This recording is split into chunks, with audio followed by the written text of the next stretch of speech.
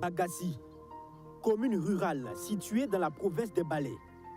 Elle est à environ 221 km de Ouagadougou, la capitale burkinabé.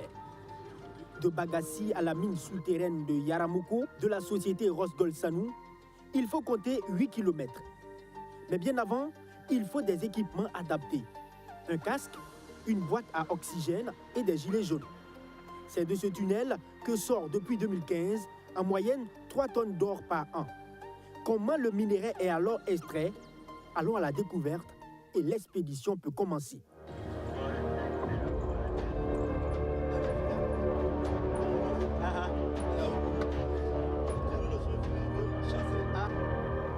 À bord d'un véhicule de type 4x4, nous rentrons dans les entrailles de la Terre. Dans une position verticale, nous descendons jusqu'à 980 mètres sous terre. Près d'1 kilomètre et les routes sont en forme spirale. Impossible donc de faire une descente à la plongée. Dans cette forme spirale, la distance parcourue pour atteindre l'avant-dernier niveau est de 9 km, toujours dans cette obscurité.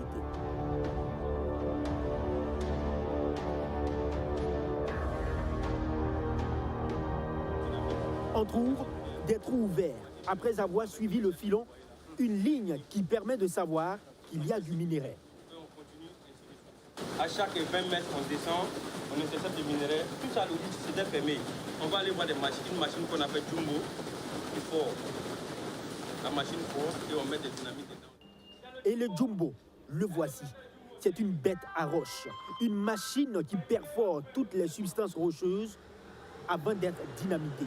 Elle est mobile à 360 degrés.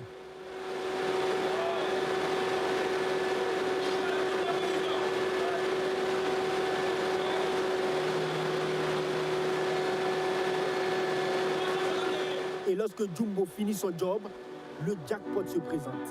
Tout le minerai est à découvert, bien scellé avec des grillages.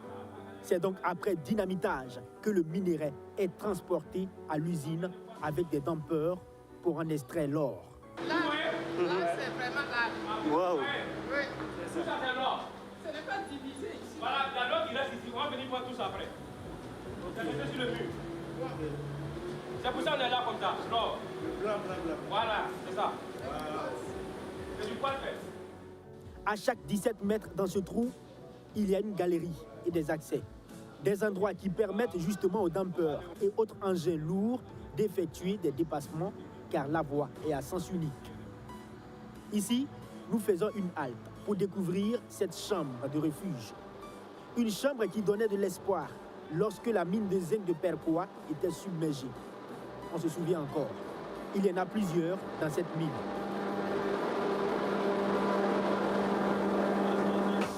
Voilà. C'est comme ça. Après, quand on dit Repichamba, il y avait espoir de retrouver les survivants. C'est la chambre de refuge comme ça. À près d'1 kilomètre sous terre, il y a presque toutes les commodités pour l'ensemble des travailleurs. Une station-service, un restaurant, des toilettes modernes et bien plus encore. Il faut environ 1 heure pour parcourir cette route, presque la même distance pour revenir à la surface. Chaque matin, on a des réunions de sécurité pour dire ce qui ne va pas et on essaie d'améliorer. C'est donc une expérience inoubliable pour les visiteurs du jour.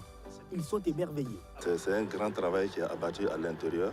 Ça m'a permis vraiment de savoir réellement ce qui est fait.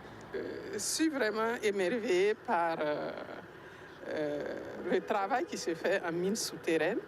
Ça me fait une expérience en plus dans mon travail. Pour être sincère, c'est ma toute première fois de voir une mine souterraine.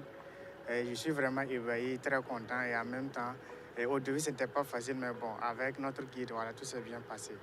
Confrontés de façon permanente aux risques de divers ordres, ajoutés à la chaleur par endroits, les miniers sont indexés de percevoir un salaire mirobolant, voire faramineux. Est-il méritant?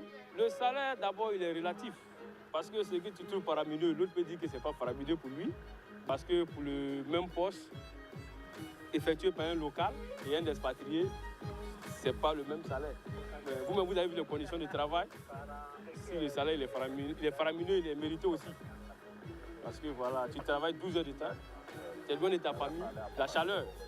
L'autre action salutaire dans cette mine, c'est qu'au même moment que l'exploitation du minerai se fait, le rebouchage des galeries déjà exploitées est aussi en marche avec du stérile concassé et du ciment. C'est le processus de réhabilitation de la mine qui est ainsi en marche et respecte de facto la protection de l'environnement.